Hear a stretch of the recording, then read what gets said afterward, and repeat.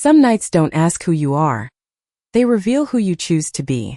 The rain came down in sheets, thick and relentless, turning the street into a river of reflections where headlights smeared across the asphalt like broken glass. It was 9:03 p.m. when Emily Carter stepped out of the diner, her shift finally over, her shoes damp, her hands still carrying the faint scent of coffee and dish soap. She pulled her jacket tighter, already calculating the 8-block walk back to her apartment, already bracing for the cold that seeped through fabric and into bone.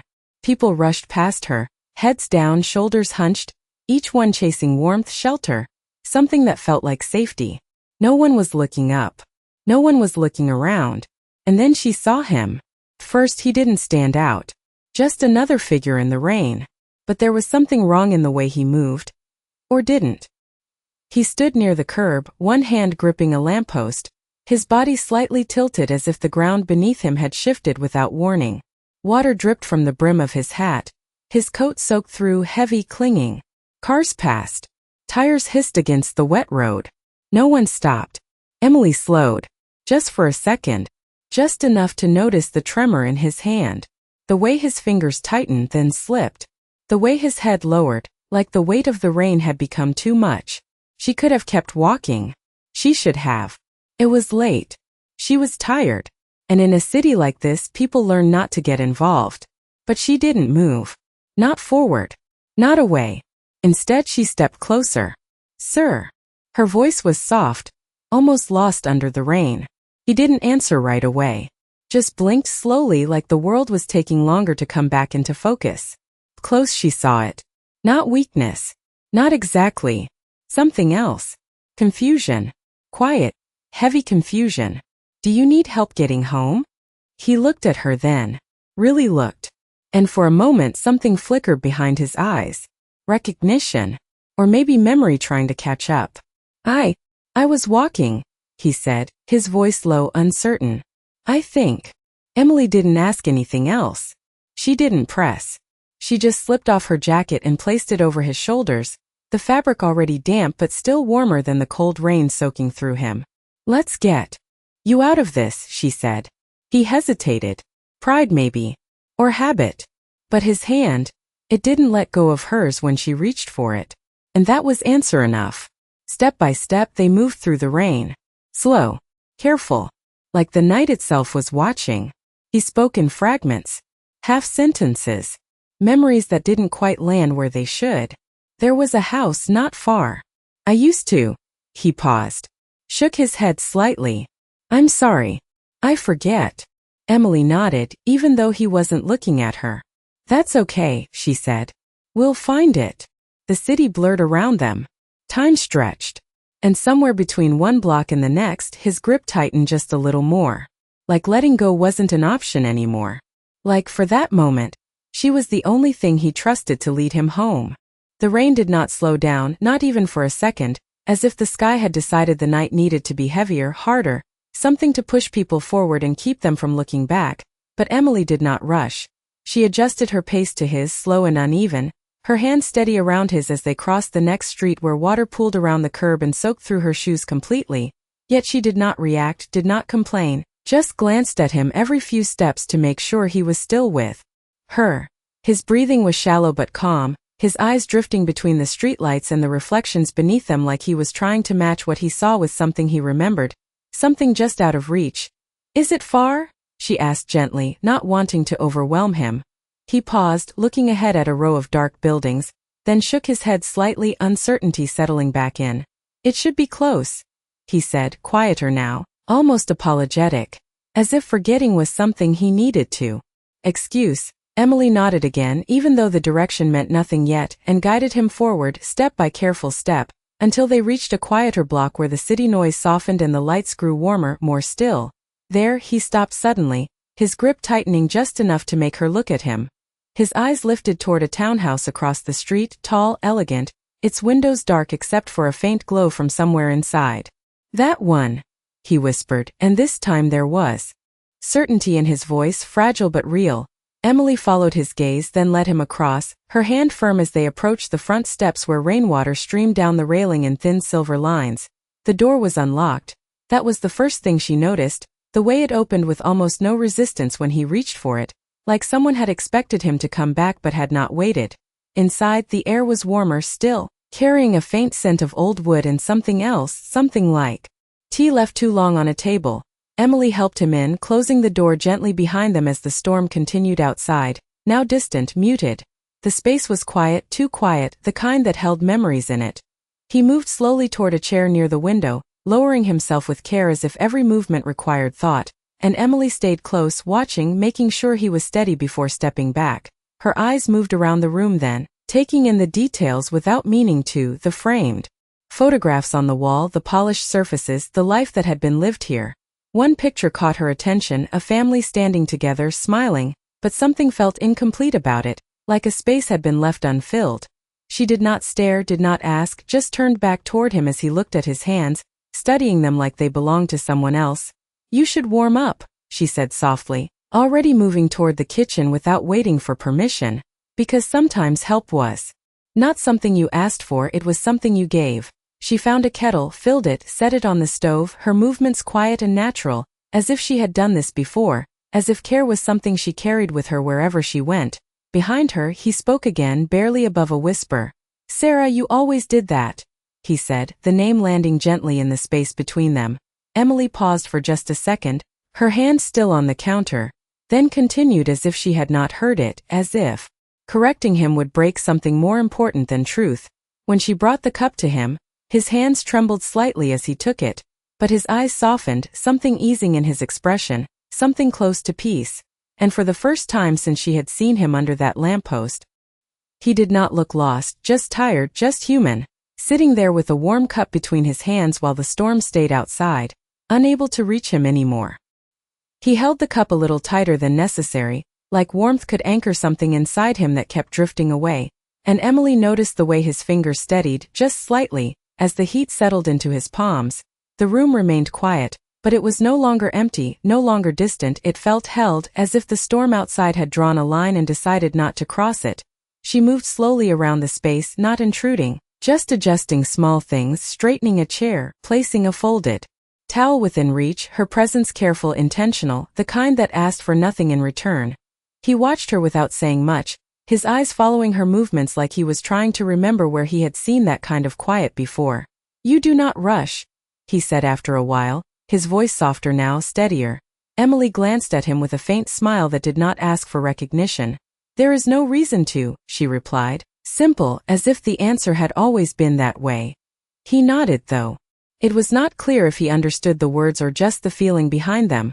Outside, the rain continued, but it sounded farther away now, like something that belonged to another place, another moment.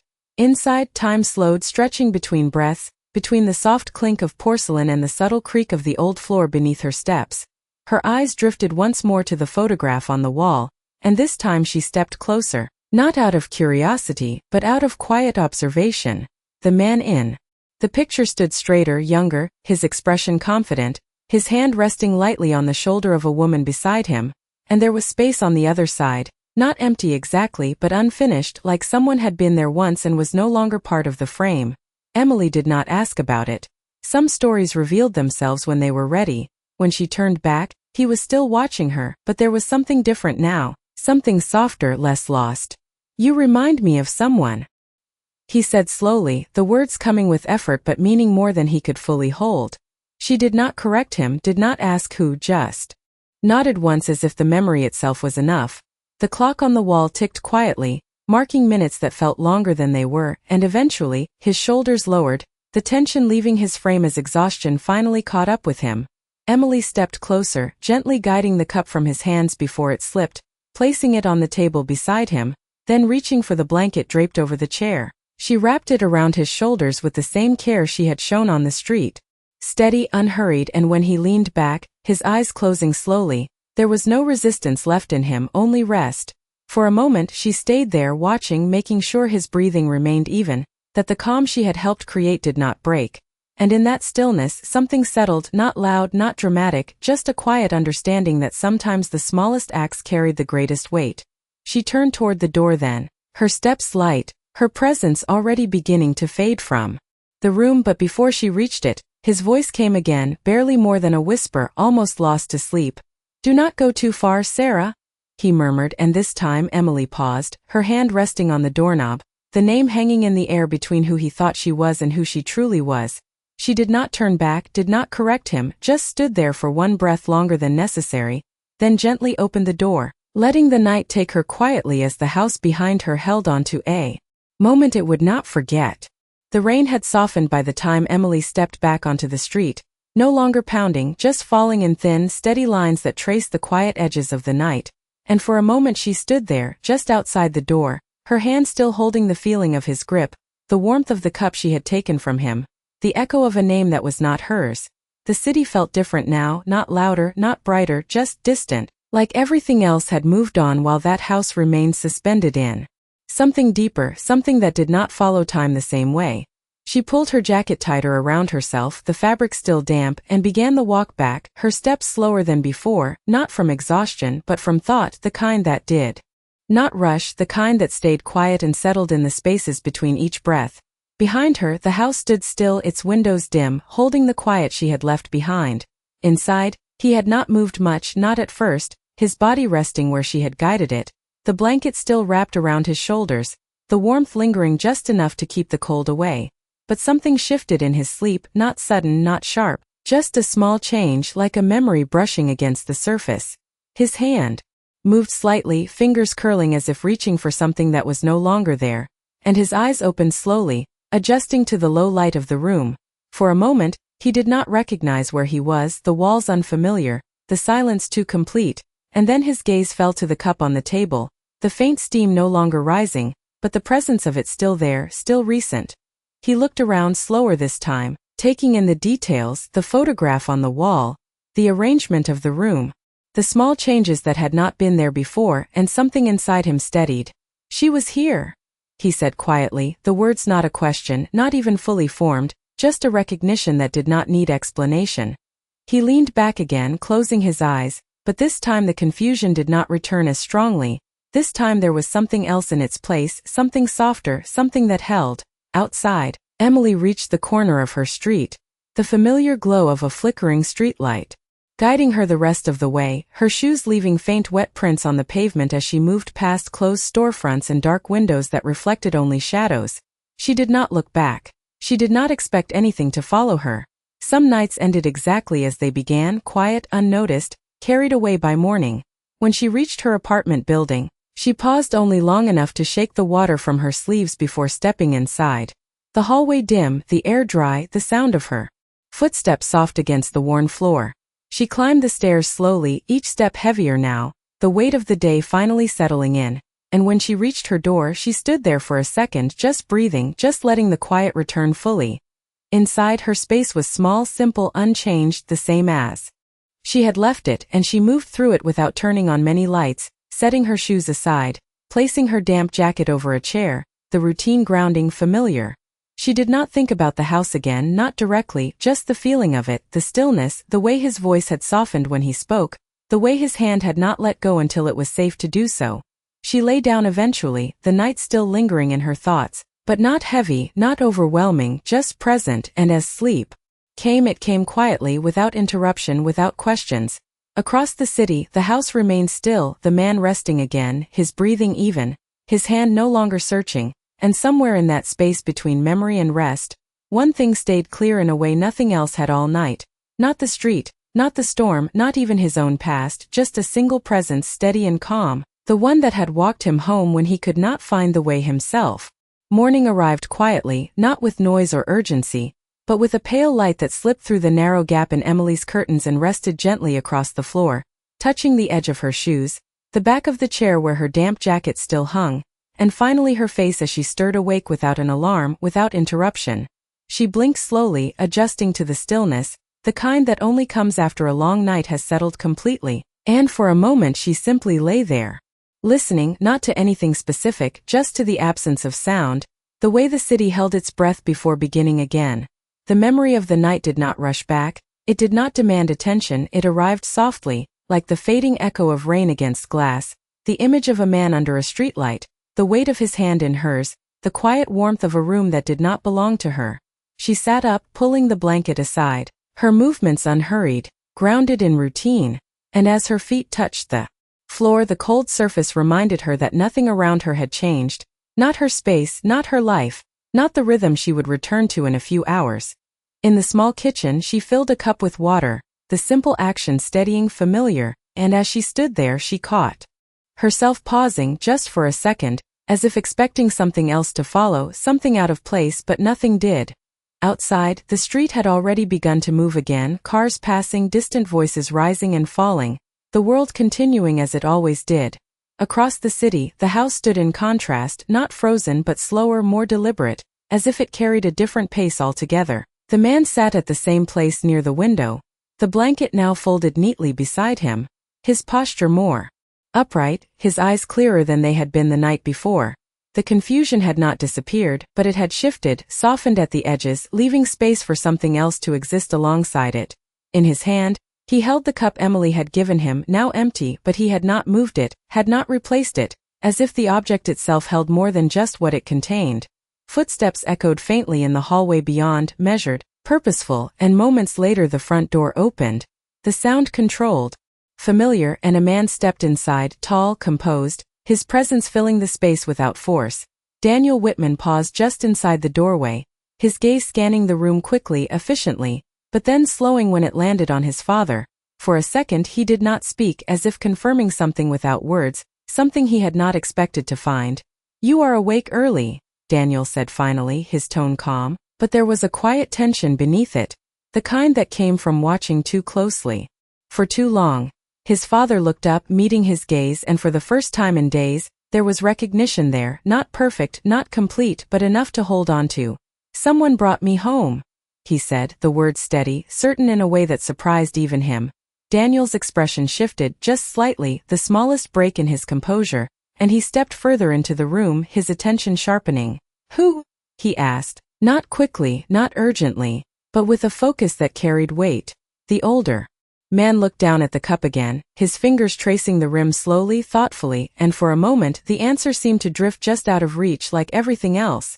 Then he lifted his head, his eyes clearer than before, and said, "I do not remember her name, but she did not let go when I could not find my way."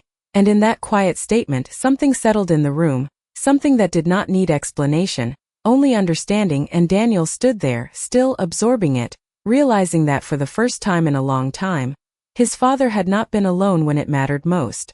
Daniel did not move right away, not after hearing those words, because they carried something he had not expected, something that did not fit into reports or medical updates or carefully managed routines. His father was not describing confusion, not this time, he was describing a moment, clear and anchored, and that alone was enough to shift something inside him. He stepped closer, slower now, his attention no longer scanning the room but focusing entirely on the man in front of him, the man he had spent months trying to protect, to stabilize, to keep within safe boundaries that never quite held. "You remember that?" Daniel asked quietly, not challenging, just confirming, his voice lower than before. His father nodded once, not with certainty in every detail, but with enough clarity to stand by what he had said. "She walked with me," he added, his eyes drifting slightly as if replaying the feeling rather than the image. "She did not rush, she stayed." Daniel's gaze dropped briefly to the cup in his father's hand, then to the blanket folded beside him. Details that had not been there the night before, small signs of presence that did not belong to him or the staff or anyone within their controlled circle. "Did you let her in?" Daniel asked, the question measured, not accusatory but careful, as if stepping into something unfamiliar. His father considered it, then gave a faint nod. "She made tea," he said, almost as if that explained everything, and in a way it did. Daniel exhaled slowly, a quiet breath that carried more weight than it seemed, and for a moment, he turned his head slightly, looking toward the photograph on the wall, the one that had remained untouched for years, the one that no one spoke about anymore. Then he looked back. "Do you remember her face?" he asked. There was a pause, not long, but enough to show the difference between memory and feeling. His father shook his head gently. "No," he admitted. "But I remember how it felt, like I was not alone." The room fell quiet again, but it was not empty. It held that sentence, let it settle into the space between them, and Daniel stood there, processing something that no report had ever captured, something no specialist had been able to restore. For months they had focused on names, dates, recognition, trying to rebuild memory like a structure that had collapsed, But this was something else entirely. He reached into his pocket then, pulling out his phone. His movements precise but no longer rushed, and as he scrolled through messages and notifications, his expression shifted from routine to intention. "Someone came here," he said, more to himself than to his father, and there was a quiet resolve forming beneath his words. He stepped toward the window, glancing outside at the street where the rain had long since disappeared, leaving only faint traces on the pavement, then back at the room, at the cup, at the subtle changes that marked a moment he had not witnessed but now understood. "She did not take anything?" he asked, one final detail, practical, grounded. His father looked around slowly, then shook his head again. "She left everything as it was," he said, and there was something in his tone, something that carried respect without needing to name it. Daniel nodded once, a small motion, but it settled something in him, confirmed something he had not expected to find. He turned back toward the door then, already thinking, already connecting pieces that were not written down anywhere. And, as he reached for the handle, he paused just long enough to look back. His father had leaned slightly into the chair again, calmer now, the edge of confusion softened by something steady, something that had remained after the night ended. And in that moment Daniel understood that whoever she was, she had done something no one else had managed to do, not with effort, not with expertise, but with something far simpler, something that did not demand recognition. He opened the door quietly and stepped out, the decision already made, not spoken, not announced, just carried forward with him as he moved into the hallway. Because some acts did not end when the moment passed, they continued quietly, until someone chose to follow them back to where they began. Daniel's steps were measured as he moved through the hallway, but his mind was already moving faster than his pace, connecting fragments that did not come from reports or schedules, but from something far less predictable. He had spent years building systems that left nothing to chance, routines that ensured control, yet this had happened outside of all of it, in a moment no one had planned for, and somehow it had reached his father in a way nothing else had. He pulled out his phone again, scrolling past messages he would normally answer immediately, pausing only when he reached the contact he needed. "I want the cameras from last night," he said when the call connected, his voice calm, direct. "Every angle on this block from 9 to midnight." And without waiting for a response he ended the call because he did not need confirmation, only results. Outside, the city had fully awakened now, the streets busy, the rhythm returning to its usual pace, but Daniel moved through it differently, his attention sharper, not on traffic or time, but on something quieter, something that did not fit into the world he was used to. Navigating, back inside the house, his father remained by the window, the light now stronger, filling the room in a way that made everything clearer. But he did not seem overwhelmed by it. Instead, he sat with a stillness that had not been there before, his hand resting lightly on the table where the cup remained, his gaze drifting not in confusion but in thought. "She stayed?" he murmured again, almost to himself, as if repeating it helped keep the memory intact, as if saying it out loud made it less likely to fade. Time passed quietly, the kind that did not need to be marked, and when Daniel returned later, there was a shift in his expression, subtle but present, the kind that came from seeing something for the first time. He stepped into the room without announcing himself, his phone in hand, but his focus not on the screen anymore. "I found her," he said, not loudly, not dramatically, just a statement placed carefully into the space. His father looked up, not startled, just attentive, the way one listens when something matters. Daniel hesitated for a fraction of a second, not because he was unsure, but because what he had seen did not align with what he expected. "She works at a diner," he continued, the words simple, factual, but carrying something beneath them, something he had not fully processed yet. He moved closer, placing the phone down on the table, the screen still faintly lit with an image paused mid-frame, a grainy capture of a rainy street, a figure stepping forward while others passed by. "She walked you 8 blocks, he added, quieter now, as if the distance meant more than it should. His father's eyes rested on the image, but it was not recognition he showed. Not in the way Daniel might have hoped. It was something else, something deeper. Something that did not rely on sight. "She did not leave," he said again, and this time there was no uncertainty in his voice. Daniel exhaled slowly, his gaze shifting from the screen to his father, then back again, and in that moment the difference between knowing and understanding became clear to him. He knew where she was now, knew what she did, could find her within minutes if he chose to, but understanding what she had done, what it meant, that was something else entirely. He straightened slightly, his decision already forming, not out of obligation, not out of habit, but out of something quieter, something that had taken shape the moment he heard those words. "I am going to see her," he said, not as a question, not as a plan to be discussed, just as a step that would follow what had already begun. And as he turned toward the door once more, there was no urgency in his movement, no rush, only intention, steady and clear. Because some things were not meant to be handled quickly, they were meant to be met directly, in the same quiet way they first appeared. The diner was already busy by the time Emily tied her apron, the soft hum of conversation blending with the clink of plates and the low hiss from the coffee machine, a rhythm she knew well enough to move through without thinking, her hands steady, her steps efficient, her presence quiet in a space that never really stopped moving. She did not carry the night with her in any obvious way, not in her posture, not in her expression, but something about her pace was slightly slower, slightly more deliberate, as if part of her was still walking through rain, still guiding someone step by step through a world that had blurred at the edges. "Table 7 needs refills," a voice called from behind the counter, and Emily nodded, already reaching for the coffee pot, already stepping forward, her focus returning to the simple tasks that filled her hours.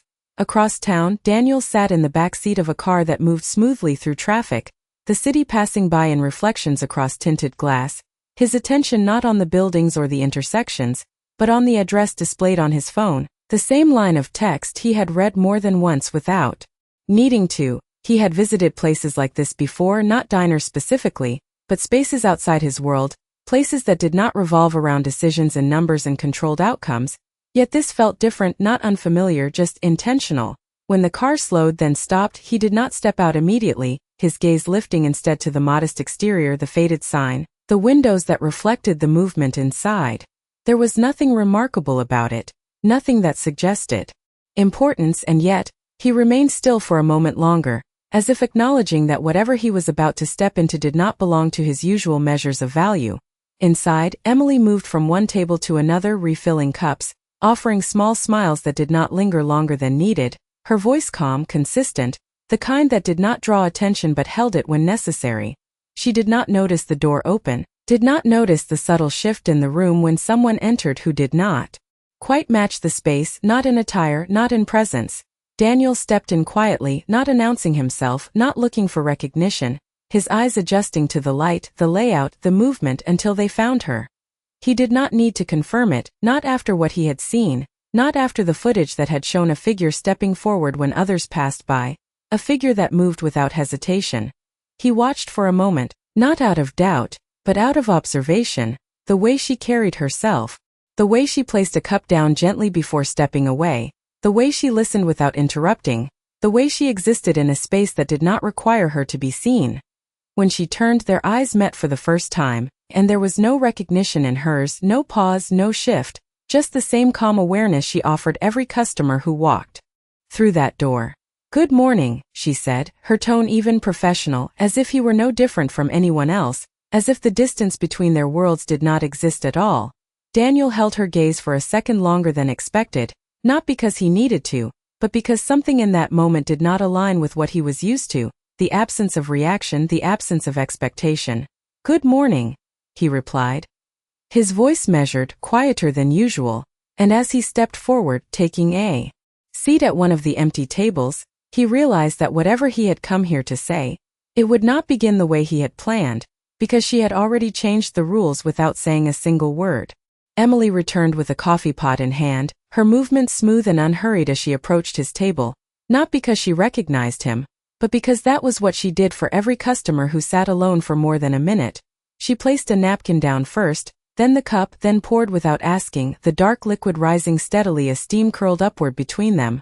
"Let me know if you need anything else," she said, her tone even, already beginning to turn away. "I need to ask you something," Daniel said, not loudly but enough to pause her step. She looked back at him, not guarded, not curious, just attentive, the same quiet presence she had carried the night before. "Do you remember where you were last night?" he asked. There was no accusation in his voice, no test, just a question placed carefully, like something that could break if handled the wrong way. Emily considered it for a moment, not searching for an answer, but deciding how much of it mattered. "Working," she said. Simply, then added after a brief pause, "and walking home." Daniel watched her closely, not because he doubted her, but because he was looking for something else, something beyond the words. "Did you stop for anyone?" he asked. Her eyes shifted slightly then, not away but inward, as if the memory did not sit on the surface but just beneath it. She nodded once. "There was a man," she said, her voice softening just enough to carry the weight of the moment without holding on to it. "He seemed lost." Daniel leaned forward slightly, not out of urgency but out of focus, as if every detail mattered now. "You walked him home," he said. It was not a question. Emily met his gaze again, calm, steady. "Yes." There was no hesitation, no need to explain further, as if the action itself was complete, needing nothing added to it. Daniel exhaled quietly, his attention dropping for a second before returning to her. "Do you know who he is?" he asked. Emily shook her head gently. "No." The answer came without doubt, without curiosity attached to it, just a fact. For a moment Daniel did not speak, and the space between them filled with something unspoken, something that did not need to be named. Around them, the diner continued as it always did, orders being called, plates being moved, conversations rising and falling. But at that table, time seemed to narrow, focusing only on what had already happened and what it meant. "He is my father," Daniel said finally, his voice lower now, carrying something more personal than anything he had said since walking in. Emily did not react immediately, did not step back or lean forward, did not shift in the way most people would when faced with something unexpected. She simply listened. "He does not remember much anymore," Daniel continued, his words steady but the meaning behind them heavier. "But he remembered you." That was when something changed, not on her face, not in any visible way, but in the stillness that followed, the way she held the moment instead of moving past it. "He said you did not let go," Daniel added. Emily looked down briefly, not avoiding, just grounding herself, then back at him. "He needed to get home," she said, as if that explained everything, as if there was nothing else to add. Daniel studied her for a second longer, then nodded once, a small acknowledgement that carried more than agreement. "Most people did not stop," he said quietly.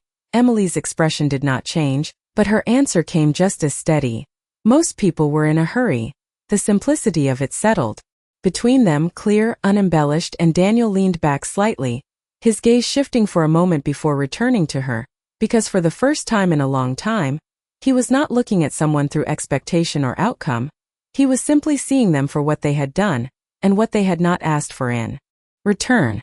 Daniel did not reach for his coffee right away, even though the steam had begun to fade, even though it sat there exactly where Emily had placed it, untouched and waiting, because his attention remained on her, on the way she stood without shifting, without filling the silence with anything unnecessary. Most people would have asked questions by now, would have leaned in, curious about who his father was, about what it meant, about what might come next, but she did not. She simply remained present, as if the moment itself was enough. "He has not recognized me like that in months," Daniel said after a while, his voice quieter now, less controlled, not losing authority but setting it aside. Emily listened, her posture unchanged, her hands resting lightly against the edge of the table, grounded in the same calm she had carried from the night before. "Not like that," he repeated, as if clarifying something to himself. Not clearly, not with certainty. She nodded once, acknowledging the weight of what he was saying without interrupting it. "Sometimes it is not about remembering everything," she said gently, her voice steady. "Sometimes it is just about remembering how something felt." Daniel looked at her then, really looked this time, not at her uniform, not at the setting, but at the meaning behind her words, and for a second something shifted in his expression, something that did not belong to business or routine. "You sound like you have seen this before," he said. Emily gave a small, almost unnoticeable shrug, not dismissing the question but not expanding on it either. "People forget things," she replied simply, "but they do not forget how they were treated." The sentence settled between them, quiet but firm, and Daniel leaned back slightly, his gaze dropping to the table for a moment as if recalibrating something he had believed to be fixed. Around them, the diner continued its rhythm. A server passing by with a tray, someone laughing softly at another table, the ordinary world continuing without pause, yet at that table the space remained different, held by something that did not need attention to exist. Daniel reached into his jacket then, pulling out a small card, placing it on the table between them, not sliding it forward, not presenting it, just setting it down. "If there is ever anything you need," he said, the words measured, familiar in structure but different in tone, You can call me. Emily glanced at the card briefly, her eyes taking in the name without lingering, then returned her attention to him. She did not reach for it. She did not move it closer. She simply nodded once, acknowledging it the same way she had acknowledged everything else without attaching expectation to it. Thank you, she said, her voice polite, even, the kind that did not imply acceptance or refusal, just recognition. Daniel watched her for a second longer, then gave a small nod of his own, something that resembled respect more than conclusion. He picked up his coffee finally, taking a sip that had cooled more than he expected, but he did not comment on it, did not react because the moment had already shifted beyond small details. He asked for you, Daniel added, almost as an afterthought, but the weight of it was anything but. Emily's expression remained calm, but there was a pause this time, a fraction longer than before, enough to show that the words had reached somewhere deeper. He called you by another name, Daniel continued, watching carefully, not to challenge but to understand. Emily looked down briefly, then back at him, her voice just as steady. That happens sometimes. Daniel studied her for a moment, then nodded, not pushing further, not needing to, because whatever answers he might have expected did not seem as important anymore. He stood then, slowly, leaving the card where it was, the chair sliding back with a soft sound against the floor. Thank you, he said, not out of habit but with intention, and as he turned to leave, he did not look back immediately, not because he did not want to, but because something told him that this moment did not need to be held onto tightly to remain real. Behind him, Emily remained where she was, the card still on the table, the coffee cooling, the diner moving around her, and for a second, she allowed herself to stand still, not in hesitation, not in doubt, but in quiet awareness that some moments did not end when people walked away. They stayed in ways that did not ask to be seen. The door closed softly behind Daniel, the sound barely noticeable against the steady rhythm of the diner. Yet something in the air shifted once he was gone, not dramatically, not in a way others would see, just a quiet change that lingered around the table he had left behind. Emily stood there for a moment longer than usual, her gaze resting briefly on the chair, then on the cup he had barely touched, and finally on the card still lying flat against the surface. She did not reach for it immediately, did not move it, as if touching it too soon would change something about what had just happened. Around her, orders were called, someone asked for extra sugar, a plate clinked against the counter, and the normal flow of the morning continued without pause. Emily, can you take table 4? A voice called, pulling her back gently, not sharply, just enough to remind her where she was. She nodded, turning away from the table, leaving the card where it was for now, her steps steady as she moved back into the rhythm she knew. But something remained with her, not the man himself, not his words exactly, but the way the moment had unfolded. The way it had not demanded anything from her and yet had given something back without asking. Hours passed, measured in refills and small exchanges, in quiet thank yous and familiar motions, and the card stayed where it was, untouched, unnoticed by anyone else. By the time the diner began to slow, the morning rush fading into a softer, more scattered pace, Emily returned to the table, not because she had forgotten, but because she had waited until it felt right. She stood there again, looking down at the card, her fingers resting lightly on the edge of the table before finally picking it up. It was heavier than it looked, not physically, but in what it represented, a connection to something outside her world, something structured, controlled, powerful. She turned it over once, reading the name, then slipped it into the pocket of her apron without comment, without decision attached to it, just placing it somewhere it would not be lost. Across the city, Daniel sat in his office, the space quiet, expansive, everything in its place, every detail accounted for. Yet his attention was not on the documents in front of him, not on the calls waiting to be returned. His phone rested on the desk, the same footage paused on the screen, the image of a rainy street, a single figure stepping forward while others moved past. He had watched it more than once, not searching for information anymore, but for something harder to define. His assistant knocked lightly before entering, placing a folder on the desk with the usual efficiency. Your 10 o'clock is here, she said, her tone professional, consistent. Daniel nodded without looking up, his gaze still on the screen. Give me a minute, he replied, his voice calm, but distant in a way that was not typical. When the door closed again, the room returned to its silence and he leaned back slightly, his eyes shifting from the image to the window beyond. The city stretching out below, busy, structured, predictable. And yet, one moment from the night before had moved through all of that without following any of its rules, without asking permission, without needing recognition. He reached for his phone then, not to call, not yet, but to hold the possibility of it, his thumb hovering for a second before lowering the device back to the desk, because for the first time in a long time, he was not acting out of habit or expectation. He was waiting, not for a result, not for a response, but for something quieter, something that could not be rushed. And in a small diner across the city, a card rested in the pocket of a waitress who had already returned to her work, her world unchanged on the surface, yet carrying a moment that had quietly crossed into another, leaving both of them standing at the edge of something that had not yet decided what it would become. The afternoon light stretched longer across the diner windows, softer now, less urgent, as if the day itself had decided to slow down before giving way to evening, and Emily moved through the quieter hours with the same steady rhythm, her hands busy, her mind clear, but every so often without intention, her fingers brushed lightly against the pocket of her apron, just enough to feel the presence of the card still resting there. She did not take it out again, did not look at it, but it remained, not as a decision, not as a plan, just as something that existed alongside everything else she carried. Outside, the city shifted into its later pace, the sharp edges of morning fading into longer shadows, and across town, Daniel stood once more in the same room where the night before had unfolded differently than any plan he had ever made.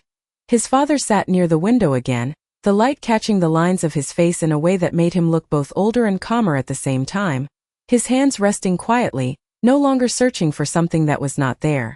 "You are thinking about her," Daniel said, not as a question but as a quiet observation.